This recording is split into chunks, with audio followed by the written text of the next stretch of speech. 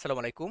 Medical ভর্তি পরীক্ষায় যারা টপ করতে চাও, তারা একদম শুরু থেকে কিভাবে অ্যাপ্রোচ করবা, আগামী ৪ মাস তোমার পড়ার রোড ম্যাপটা কিরকম হবে, এই পুরো বিষয়টা নিয়ে আজকের ভিডিওতে আমি আলোচনা করব।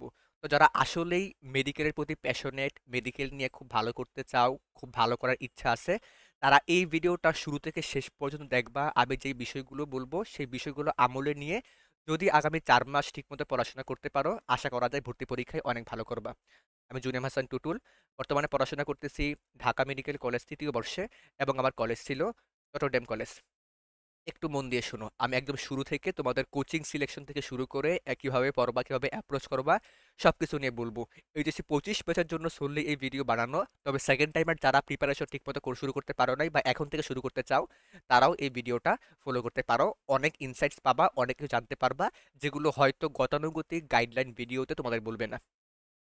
এখন তোমাদের আজকে লিখিত পরীক্ষা শেষ হলো, এবং লিখিত পরীক্ষা শেষ হওয়ার সাথে সাথে কিন্তু তোমাদের অ্যাডমিশন টাইম শুরু হয়ে গেছে। তোমাদের কোচিং সিলেকশনটা কীরকম হওয়া উচিত? যদি বেসিকে ঘাটতি থাকে মেডিকেল ভর্তি পরীক্ষার জন্য, মিনিমাম যতটুকু বেসিক লাগে, তোমার যদি সেই রকম বেসিক না থাকে, সেক্ষেত্রে আমি প্রিফার করি বেসিক ক্লিয়ার করে পড়ানো হয় এরকম একটা অনলাইন ব্যাচে ভর্তি হও বা অনলাইন কোর্সে ভর্তি হও। ঠিক আছে?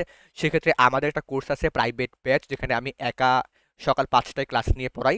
সেই ব্যাচে দেখতে পারো। ইন কেস ভর্তি পরীক্ষার বা মেডিকেল ভর্তি পরীক্ষার জন্য যে মিনিমাম বেসিক লাগে, সেই বেসিকটাও তোমার ক্লিয়ার না। যদি বেসিক ক্লিয়ার থাকে, আমি বলবো অনলাইন থেকে যতটুকু দূরে থাকা সম্ভব ততই মঙ্গল।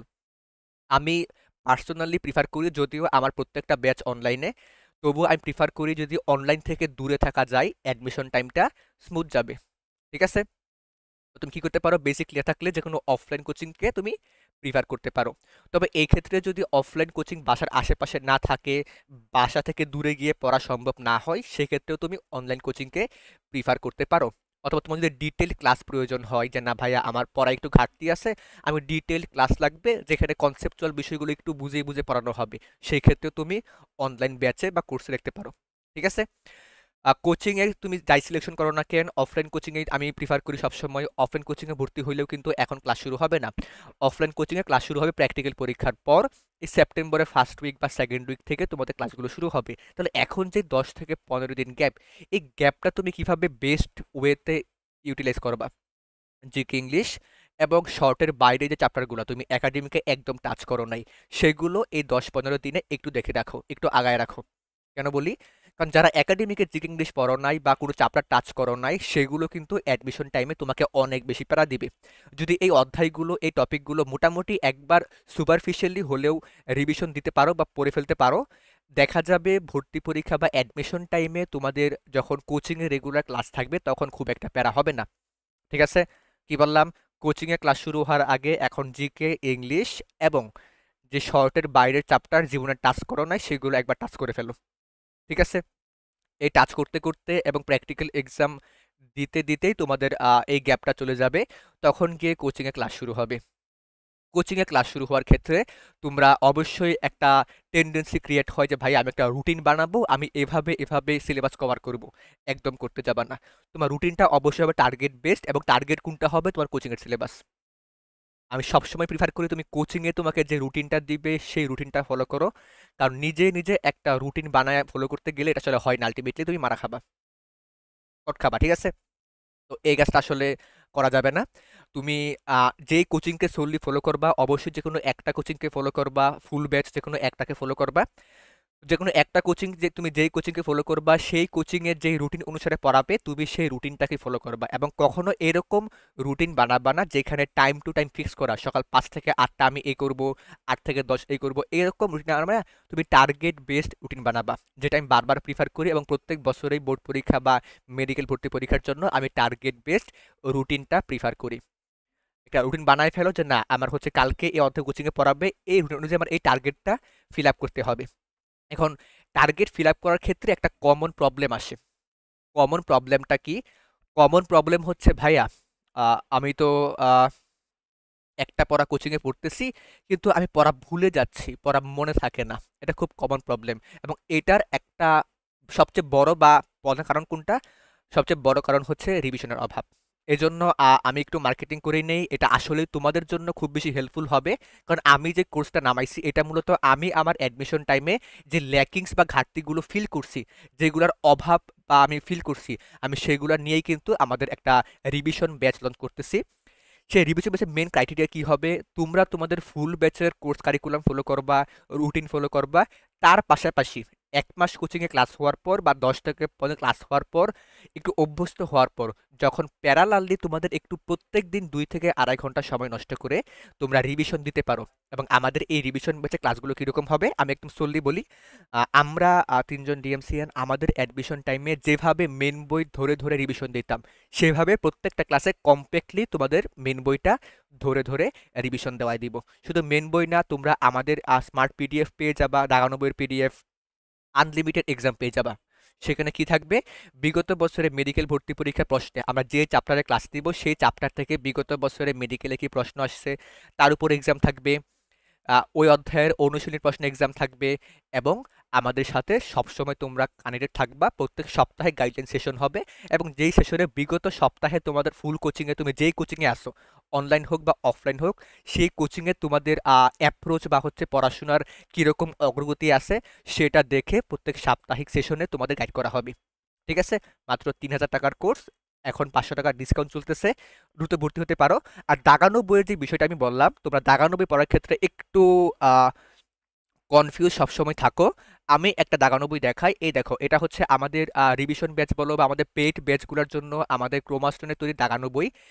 এই দাগানো বই তোমরা দেখতে পাচ্ছ ৪টা কালারে মার্কিং করা আছে। ৪টা কালারে কোন কালার কি মিন করে। যেটা পিঙ্ক কালার, পিঙ্ক কালারটা হচ্ছে বিগত বছরে মেডিকেল এবং ডেন্টাল ভর্তি পরীক্ষায় আসা প্রশ্ন মার্কিং করা, যেটা পিঙ্ক কালার। হলুদ কালার তোমাকে অবশ্যই অবশ্যই মুখস্থ করতে হবে। যেটা গ্রিন কালার সেটা অবশ্যই মুখস্থ করতে হবে, কিন্তু হলুদ থেকে একটু কম গুরুত্বপূর্ণ। যেটা ব্লু কালার সেটা আরও কম গুরুত্বপূর্ণ, বাট আমি প্রিফার করি কি দাগানো বই আমরা যা দাগায় দিব তোমরা সব মুখস্থ করো।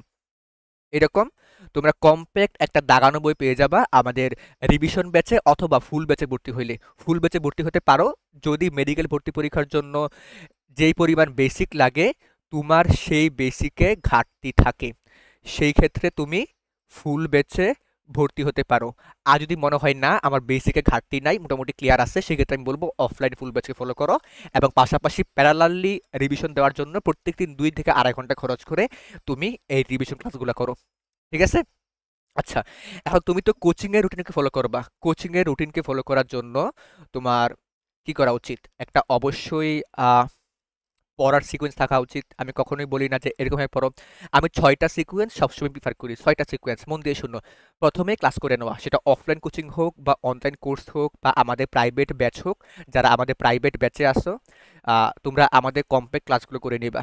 বা যারা বাইরে কোনো ফুল ব্যাচে আসো অফলাইন বা অনলাইন, সেখানেও ক্লাস করে নিবা। ক্লাসটা অবশ্যই এরকম হওয়া উচিত যেখানে তোমাকে মোটামুটি কমপ্যাক্ট ওয়েতে বইয়ের পুরো সাম আপ করে দিবে। তোমার যা লাগবে ভর্তি পরীক্ষার জন্য মেন বই ধরে পড়ায় দিবে, ক্লাস করে নিলাম। ক্লাস করে নেওয়ার পর তোমার কাজ হবে প্রশ্ন ব্যাংকটা দেখে ফেলা এবং প্র্যাকটিস বুক। প্রশ্ন ব্যাংক দেখলে কি হবে? তুমি বিগত বছরে এই অধ্যায় থেকে মেডিকেল ভর্তি পরীক্ষায় কি কি প্রশ্ন আসছে তা নিয়ে একটা আইডিয়া পাবা। এবং প্র্যাকটিস বুক পড়লে তুমি জানতে পারবা আর কি কি প্রশ্ন হতে পারে, তা নিয়ে আইডিয়া পাবা। তো তুমি ক্লাস করে ফেললা, প্রশ্ন ব্যাংক পড়ে ফেললা, প্র্যাকটিস করে ফেললা। তখন তুমি ওই অধ্যায় নিয়ে খুব ভালো একটা আইডিয়া হয়ে গেছে তোমার যে ওই অধ্যায় থেকে কীরকম প্রশ্ন আসে, আমার কিভাবে পড়া উচিত। তখন তুমি মেন বই অ্যাপ্রোচ করো। মেন বই অবশ্যই পড়তে হবে, খুব ভালো করে পড়বা। এবং এখন যেহেতু তুমি ক্লাস করে ফেলছো, ক্লাসে অবশ্যই ভাই তোমাকে বলছে এটা পড়বা, এটা স্কিপ করতে পারো। এরপর তুমি হচ্ছে প্রশ্ন ব্যাংক দেখছো, প্র্যাকটিস বুক পড়ছো। এখন তুমি সুন্দর করে মেন বইটা ভালো করে পড়ে ফেলো একটু সময় নিয়ে। মেন বই পড়ার পর কাজ কি হবে? একটা কম্পেনিয়ন বুক বা সহায়ক বই, সেক্ষেত্রে মেডিকোর বইটা প্রিফার করি। অথবা তুমি অন্য যে কোনো কোচিংয়ের বই অথবা রয়্যালের মেডি সিরিজ বা পাবলিকেশনের বই দেখতে পারো যদি সময় হয়। সময় না থাকলে কম্পেনিয়ন বুক না পড়লে খুব একটা লস হবে না। তবে যেহেতু ইদানিং এক্সট্রা ইনফো একটা টেন্ডেন্সি আছে চলে আসার, সেই ক্ষেত্রে কম্পেনিয়ন বুকটা দেখলে এক্সট্রা ইনফোগুলো পড়া হয়ে যাবে। তারপর কাজ কি হবে? এক্সাম দিতে যাওয়ার আগে একটা দাগানো বই পড়া। এবং দাগানো বইয়ের জন্য আমি এখন আমাদের দাগানো বই বাদে অন্য কোনো বই প্রিফার করতে পারি না। মেডিকোর বইটা খুব ভালো, আমি সবসময় মেডিকোর বইটা প্রিফার করতাম, এখনও করি। যারা অন্যান্য অফলাইনে বা অনলাইনে আসো, যদি মেডিকোর বইটা পাও দাগানো বই, সেই দাগানো বইটা পারো। অথবা অন্য যে কোনো কোচিংয়ে দাগানো বই ভালো হলে তুমি সেটা পড়তে পারো। আর যারা আমাদের ফুল ব্যাচ অথবা রিভিশন ব্যাচে আসো, তারা আমাদের এই দাগানো বইটা পড়লেই পুরো চাপটা রিকেপ পেয়ে যাবা যে কী পড়তে হবে, কোনগুলো স্কিপ করতে হবে, কোনগুলো মুখস্থ করতে হবে, কোনগুলো মোটামুটি পড়লেই হবে। ঠিক আছে? দাগানো বই পড়ার পর তোমার কাজ হবে আনলিমিটেড এক্সাম দেওয়া, আনলিমিটেড যত বেশি পারো, অনলাইনে অফলাইনে। অবশ্যই আমি একটা অফলাইন ব্যাচে এক্সামটা প্রিফার করি, যদি যদি এখন সম্ভব না হয় তবে যাতে লাস্টে ফাইনাল মডেল টেস্টে এক্সাম দিতে পারো, বা সেটাও সম্ভব না হলে বাসায় এক্সাম দেওয়ার প্র্যাকটিস অবশ্যই করতে হবে। আর অনলাইন এক্সাম আমাদের যে কোনো পেইড ব্যাচে ভর্তি হলে তোমরা কিন্তু রিভিশন টাইমে একদম এক্সাম ভুল পেয়ে যাবা। বিগত বছরের প্রশ্ন এক্সাম, অনুশীলনী প্রশ্নে এক্সাম, এরপর আনলিমিটেড প্র্যাকটিস এক্সাম যতবার ইচ্ছা ততবার দিতে পারবা। এই প্রত্যেকটা আমাদের ফুল ব্যাচ অথবা রিভিশন ব্যাচ অথবা আমাদের একটা ফ্রি এক্সাম ব্যাচ আছে যেখানে আমরা তোমাদেরকে গাইড করি। সেই ফ্রি এক্সাম ব্যাচেও তোমরা কি করতে পারো, যুক্ত হতে পারবা একদম ফ্রি এক্সাম এবং মেন্টরশিপ ব্যাচ। আমি ৩টা ব্যাচেরই লিঙ্ক আমাদের কমেন্টে বা ডেসক্রিপশন দিয়ে রাখবো। এবং রিভিশন ব্যাচটা নিয়ে আমি খুব বেশি এক্সাইটেড, এটা কারণে বলতেছি আমি, কারণ আমি আমার অ্যাডমিশন টাইমে অনেক ল্যাকিংস বা ঘাটতি ফিল আপ করতাম। যে না, আমি আমার এই প্রবলেম ছিল কি, আমি একবার পড়লে পড়া মনে রাখতে পারতাম না। আমার পুরো মেন বইটা একাডেমিক অ্যাডমিশন মিলে ৭ বার পড়া লাগছিল, ঠিক আছে? এবং এত বেশি পড়া লাগে না, ২ থেকে ৩ বার ভালো করে পড়তে পারলে এনাফ। কিন্তু আমার এত বেশি কেন পড়া লাগছে, কারণ আমার রিভিশন বা আমি একবার পড়লে পড়া মনে রাখতে পারতাম না। এজন্যই আমি প্যারালালি কোচিংয়ের পাশাপাশি তোমরা প্রত্যেকদিন যাতে ২ থেকে ২.৫ ঘন্টা খরচ করে প্যারালালি আরেকবার রিভিশন শেষ করতে পারো, এই জন্যই এই রিভিশন ব্যাচটা নামানো। সেখানে পিডিএফ পাবা, আমাদের মেন্টরশিপ পাবা, আনলিমিটেড এক্সাম পাবা, ক্লাস তো পাচ্ছই, তাই না? আচ্ছা, তো সিকোয়েন্সটা আমি কি বললাম মন দিয়ে শোনো। সিকোয়েন্স হচ্ছে তুমি সুন্দর করে একটা ক্লাস করে নিচ্ছ, প্রশ্ন ব্যাংক পড়তেছো, প্র্যাকটিস বুক পড়তেছো, মূল বই খুব ভালো করে পড়তেছো, একটা সহায়ক বই পড়তেছো এক্সট্রা ইনফোর জন্য। এক্সট্রা ইনফোর জন্য আলাদা করে আরেকটা বই পড়ার কোনো প্রয়োজন নাই। তুমি এক্সট্রা ইনফোর জন্য আরেকটা বই পড়তেছো, ঠিক আছে? কোচিংয়ের বই হতে পারে পাবলিকেশনের বই। তারপর একটা কমপ্যাক্ট খুব ভালো দাগানো বই পড়বা এবং প্রচুর পরিমাণে এক্সাম দিবা, এবং এক্সামে একটা অফলাইনে এক্সামটা প্রিফারেবল। যদি এখন সম্ভব না হয় অবশ্যই ফাইনাল মডেল টেস্ট যখন চলবে তখন অবশ্যই অফলাইনে এক্সাম দেওয়া লাগবে। সিকোয়েন্সগুলো একটু কমেন্টে লিখো, আমি আরেকবার বলি। একটা ক্লাস করে নেওয়া, খুব ভালো ক্লাস করে নিবা, প্রশ্ন ব্যাংক, প্র্যাকটিস বুক, মূল বই খুব ভালো করে পড়া, এক্সট্রা ইনফোর জন্য কম্পিনিয়ন বুক পড়া, দাগানো বই পড়া এবং প্রচুর এক্সাম দেওয়া। আমি বিশ্বাস রাখি, যদি ভাগ্য খুব খারাপ না হয়, ভাগ্য অবশ্যই বিষয়, ভাগ্য কি, ভর্তি পরীক্ষার আগে অসুস্থ হয়ে তুমি হসপিটালাইজড, যদি ভাগ্য খুব বেশি খারাপ না হয় আগামী ৪ মাস এই সিকোয়েন্সে ফলো করতে পারো, রিভিশন দিতে পারো, ক্লাস করে হচ্ছে মেন বইগুলো পড়তে পারো, এই সিকোয়েন্সটা যারাই যারাই আগামী ৪ মাস ফলো করতে পারবা, আমি মোটামুটি নিশ্চয়তা দিতে পারি ভর্তি পরীক্ষায় অনেক ভালো করবা, আসলেই ভালো করবা। ঠিক আছে? এই সিকোয়েন্সটা তোমরা কমেন্টে লিখতে পারো, খাতায় নোট ডাউন করো, যাই কিছু করো। এভাবে তোমাদের অ্যাডমিশন টাইমটা পড়া উচিত। এখন আমি তো সাবজেক্টিভ বিষয়গুলো নিয়ে বললাম, জিকে ইংলিশ নিয়ে কি করবা? খুবই প্যারাডক বিষয়, এবং এটা আরও বেশি প্যারাডক হয়ে গেছে কখন, যখন বিগত বছরে জিকে টপিকে আন্তর্জাতিক অ্যাড করছে। যদি আগে জিকে সিলেবাস এতটুকু ছিল, এখন সিলেবাস এতটুকু হয়ে গেছে। আমি এত বেশি কেন বলতেছি, কারণ বাংলাদেশ বিষয় বলি তোমরা ক্লাস 9-10 থেকে বাচ্চাকালে থেকেই কম বেশি পড়ে আসতেছো। বাংলাদেশের আয়তন কি, জেলা মেলা, বিভিন্ন গুরুত্বপূর্ণ জায়গা, এগুলা কম বেশ মোরললেস কিছু হইলেও পড়ছো বা শুনছো। কিন্তু আন্তর্জাতিক বিষয়, বিভিন্ন সংস্থা সদর দপ্তর, তোমার বিভিন্ন দেশের রাজধানী, মুদ্রা, উপনিবেশ, তারপর হচ্ছে, তারপর কি আছে, আরও যে আন্তর্জাতিক বিভিন্ন গুরুত্বপূর্ণ ঘটনা আছে, বিভিন্ন যুদ্ধ আছে, এইগুলা কিন্তু গতানুগতিক স্টুডেন্টরা আগে পড়াশোনা করে নাই। তো একদম নতুন জিনিস তোমাদের মাথায় ঢুকাতে হবে, এবং সেই ক্ষেত্রে কিন্তু একটু প্যারা খাওয়ার মতোই প্রবলেম হয়। জিকে ইংলিশ তোমরা কোন বইটা ফলো করবা, আমি ২টা করে বই সাজেস্ট করব। জিকের জন্য জুবাইর জিকে অথবা মেডিকোর জিকে। তবে এখন যেহেতু আন্তর্জাতিক টপিকটা অ্যাড করছে এবং বিভিন্ন মেডিকেল ভর্তি পরীক্ষার কোচিংয়ে আন্তর্জাতিক পার্টের এটা প্রথম এডিশন, সেই ক্ষেত্রে আমি প্রিফার করি যে জিকে বইগুলা প্রথম থেকেই আন্তর্জাতিক সহ প্রিন্ট করে আসতেছে, যেরকম জুবাইর জিকে, MP3 অথবা জয়কুলি জিকে, তোমরা সেগুলা পড়ো। ঠিক আছে? এটা প্রিফার থাকবে, জুবাইর জিকে বা MP3 পড়তে পারো। এবং ইংলিশের জন্য মেডিকোর ইংলিশ বইটা খুব ভালো, অথবা মাস্টার্সের যে ইংলিশ বইটা আছে, প্র্যাকটিস কোশ্চেন অনেক বেশি, অথবা অ্যাপেক্সের প্র্যাকটিস বুক। ইংলিশে তোমরা জানো কি না আমি জানি না, প্রচুর পরিমাণে রিপিট হয়। কিসের রিপিট?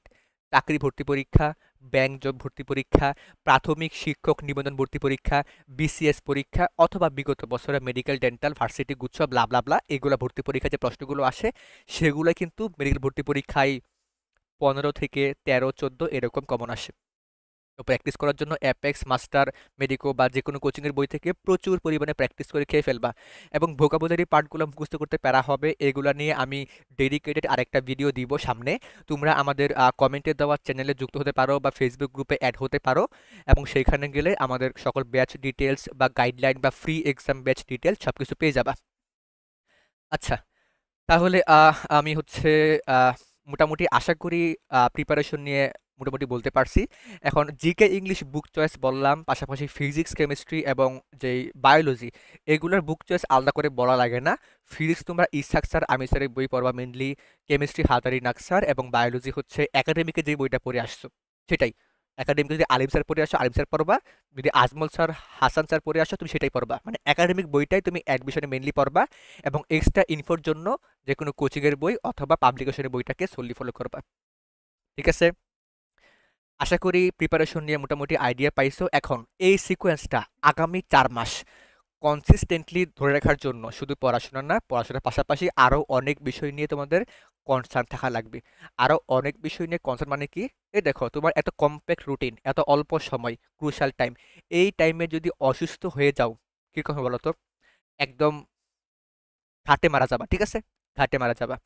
তো যাতে অসুস্থ না হও এই জন্য অ্যাডমিশন টাইমে খাওয়া দাওয়া, ঘুম, গোসল, এই প্রাত্যহিক বিষয়গুলো একটু রেগুলার হওয়া লাগবে, একটু রেগুলার।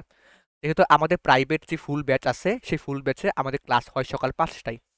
আমরা কিন্তু প্রত্যেকটা স্টুডেন্টের রাত্রে ঘুমানোটা এনশিওর করি, যাতে ওদের স্লিপ সাইকেলটা ঠিক থাকে। যদি অনেকে রাত জাগে, এটা খুব নর্মাল, রাত্রে ঘুমায়া সকালে ক্লাস করতেছে, পড়াশোনায় ঘুম থেকে উঠেই একটু ব্রেক নিয়ে রিফ্রেশ হয়েই পড়াশোনায় ঢুকতেছে, অনেক ভালো একটা প্রিপারেশন হবে।